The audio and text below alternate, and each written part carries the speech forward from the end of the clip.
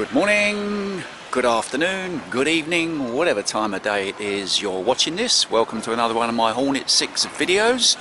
This one is a 2002 in the blue, as you can see, with 26,000 miles on the clock. In case you've never seen one of my videos before, purpose of these are to go, well, get in up close and personal and start looking at the sort of stuff you should be looking at when you're buying a motorcycle. Tyres, as per normal, will be at the end of the video, so no more to do. Let's get in and have a look around. First thing I always check, if you've seen one before, is the discs, to make sure they've not been abused by people running these pads down, and these are like brand new. Then we start looking for any signs of damage or marks, really. Here's the front guard.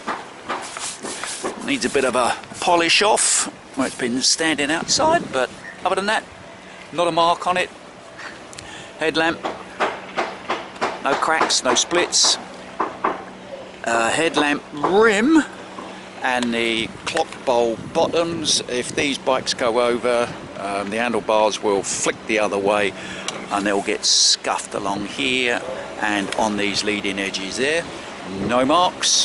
Front right hand indicator, all good, no marks. Front brake lever, likewise. Bar end weight, likewise. And the right hand mirror.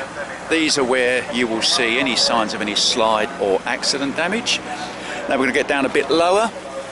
Radiator, on this model you've got crash bobbins anyway, but were it not for those and the bike were to go over, these radiators take a hit and go back. That's the alarm you can hear because I'm touching the bike.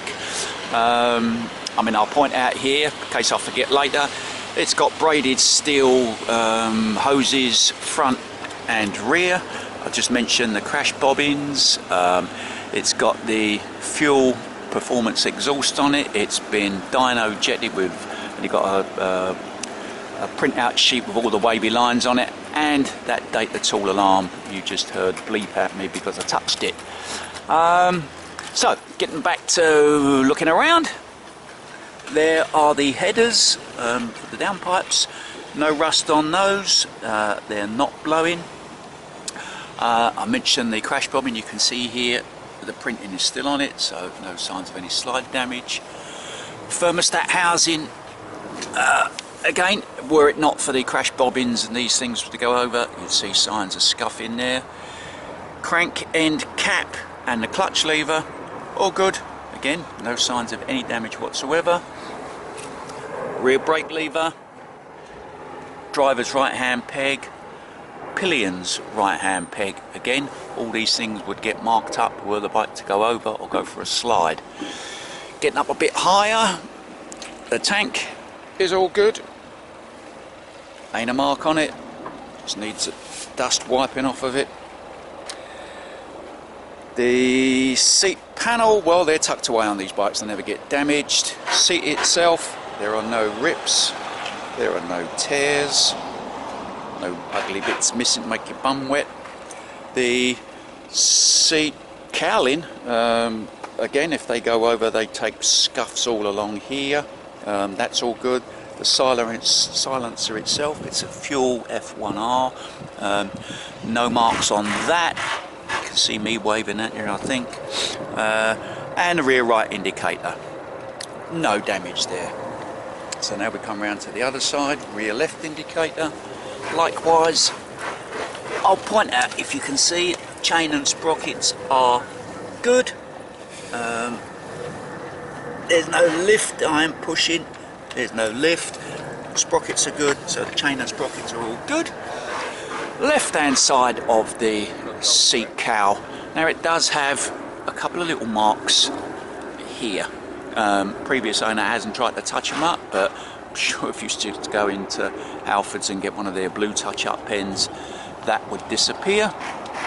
Left hand side of the seat, you can see no rips, no tears. Getting down lower again, left hand pillion peg, driver's peg and gear lever, no signs of any damage there. Again, because they protrude, the bike was to go over, you would see marks all along here. Here's the other crash bob on the other side. You can still see the print on it, so no signs of any slide damage there. Were that not there and the bikes were to go over, these covers all take scuffs along here. You can see it's as good as new.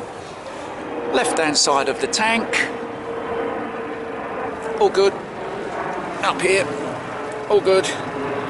Now back down to the left hand bar end weight, clutch lever and mirror, and front left indicator, and the other side of the clock bowls.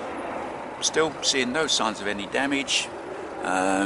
Fork seals they're part of my PDI check. There's no leak in there. And there you go. Really, apart from those tiny little marks on the rear seat panel, which you can touch in if you wanted, really didn't mark on it. Now it's got this data tool system 3, so I'll disarm it, then I can turn it on, and it is very sensitive. As much as you just stroke it and it will start shouting at you. Choke on, up. It's stone cold, as you can see. I think my hands there on the headers, stone cold. Choke on, ignition on, and it starts as easy as that.